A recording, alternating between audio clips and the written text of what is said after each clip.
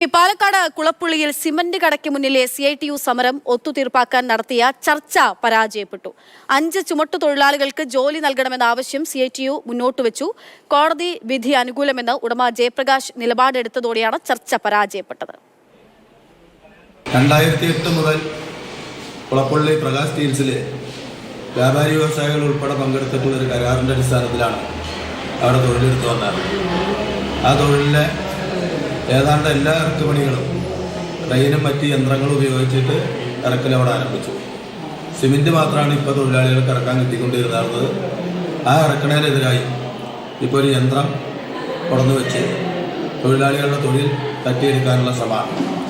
ഇപ്പോൾ labour officer, ജില്ലാ labour ഓഫീസറുടെ സാന്നിധ്യത്തിൽ ക്ഷേമ ബോർഡിൽ പേര് രജിസ്റ്റർ ചെയ്തിട്ടുള്ള തൊഴിലാളി പ്രകാശൻ എന്ന സ്റ്റീൽ ആ കടയുടെ ഉടമസ്ഥനും ക്ഷേമ ബോർഡിൽ പേര് രജിസ്റ്റർ ചെയ്തിട്ടുള്ളതാണ്.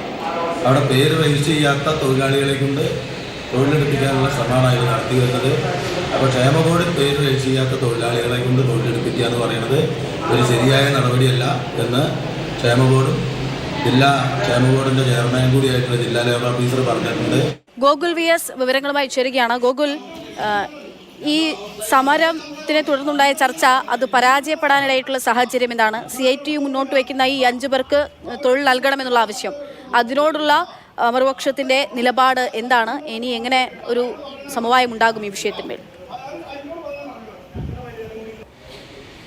പിന്നോട്ട് പോകാതെ വന്നതോടുകൂടിയാണ് ഈ ചർച്ച പരാജയപ്പെട്ടത്.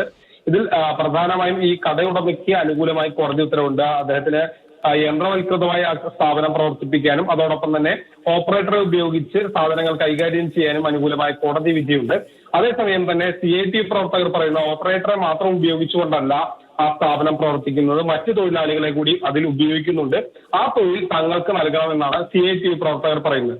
ഈ നിലപാടിൽ നിന്ന് രണ്ട് കൂട്ടരും, അതായത് പിന്നോട്ട് പോകാതെ വന്നതോടുകൂടിയാണ് ചർച്ച അലസിപ്പിരിയുന്ന ഒരു സാഹചര്യം വന്നത്. സ്വാഭാവികമായും ഇനിയും അടുത്ത ഘട്ടം എന്നുള്ള നിലയിൽ തന്നെ വീണ്ടും സമരവുമായി മുന്നോട്ട് പോകാനാണ് CITU നേതൃത്വത്തിന്റെ തീരുമാനം. സ്വാഭാവികമായി അങ്ങനെ കട ഈ ഇത്തരത്തിലുള്ള അനിശ്ചിതത്വത്തിൽ മുന്നോട്ട് പോകാനും അധികം നാൾ മുന്നോട്ട് പോകാനും കഴിയില്ല.